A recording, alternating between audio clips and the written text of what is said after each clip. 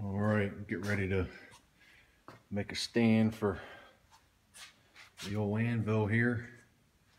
Been kicking the idea around for a while, trying to come up with something to put it on and how I want to go about it. And I think I finally got it.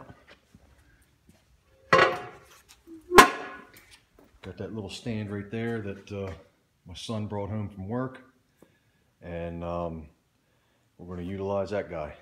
I have these shim stock here that I pick up from work. It's leftover stuff that after they set the main beams on the houses gets left laying around, so I scoop them up, use them on a lot of projects. We're going to put these on for feet, and then I'm going to put one like that, here and here with a cross hole drilled through it. And then I have 2x10. I'm going to trim up and layer in there and stack them in, and then pinch everything together, and then the anvil will sit on top. And then I have another mechanism that I'm going to make for a hold down with some chain, and that'll get my anvil up where I need for a good working height and have it in a nice base. And that thing there is pretty heavy, so I think it'll work out real well. So that's what we're getting ready to start drilling some holes and get something fabbed up here for my day's little project.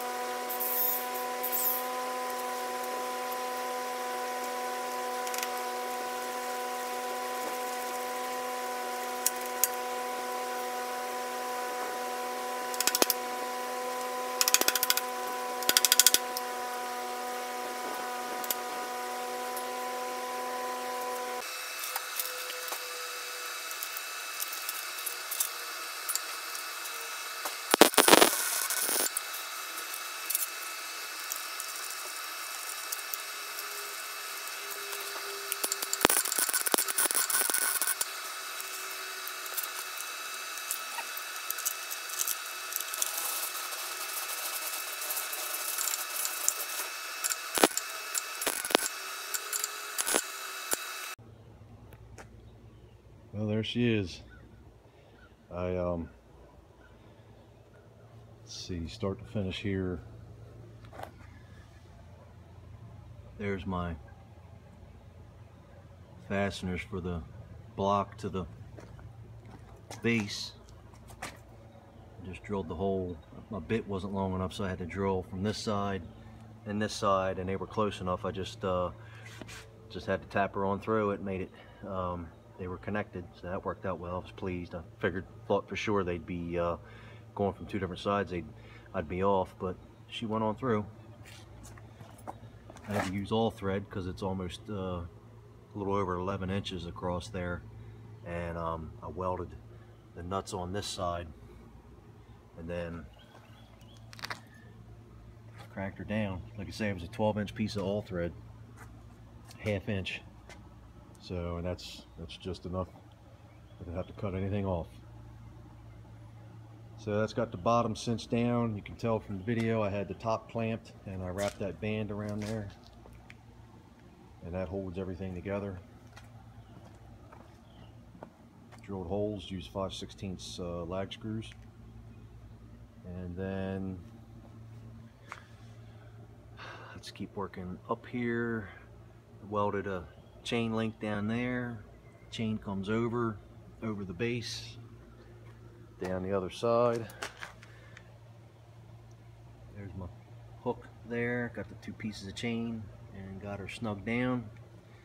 The base has got too much slope to it. It doesn't flatten out any, and I was kind of curious about that. I was afraid it wasn't going to work well, and it didn't. So I put this piece of 3/8 all thread in there, and there's a grade 8 washer so they don't crush up, and snugged it up, and that's got it pinched up and choked up real nice and high on the base, because it didn't take much. It kept wanting to fall off of there, so I can't have it like that. She's really sturdy now. You can grab a hold of that anvil and drag that guy anywhere you want to go with it. So likewise on this side. So that's got her really well locked in there. That's got the chain choked up tight on the base, and then this guy here pulls everything down tight. It's got the anvil tight to the stand.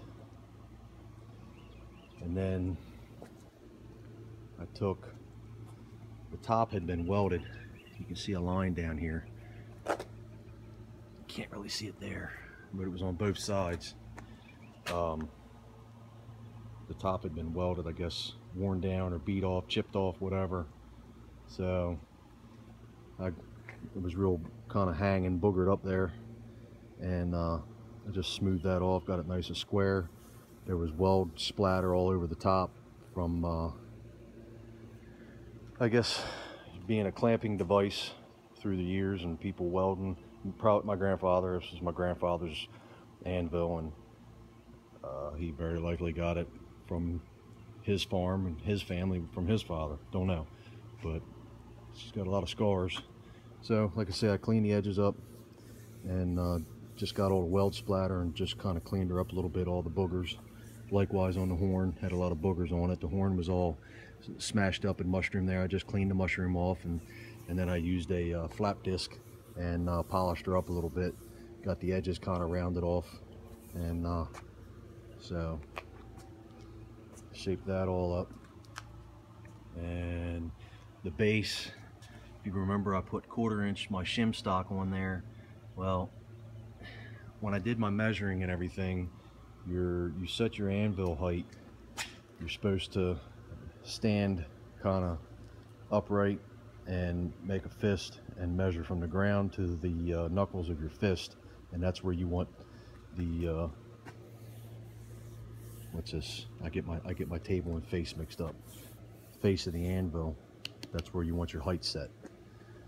And I did all that wearing sneakers. I hardly ever wear sneakers, so I was afraid that with my boots, because I was just standing here and I had been checking it, and it's just a little bit below my knuckles, and I was afraid that with my boots on I'd be too tall, so I added another ½ inch to the bottom on my feet, and just for a little different, I turned them so it kind of looks like a star on all 4 feet. So I raised her up a ½ inch. So I think we're in pretty good shape, but that's her.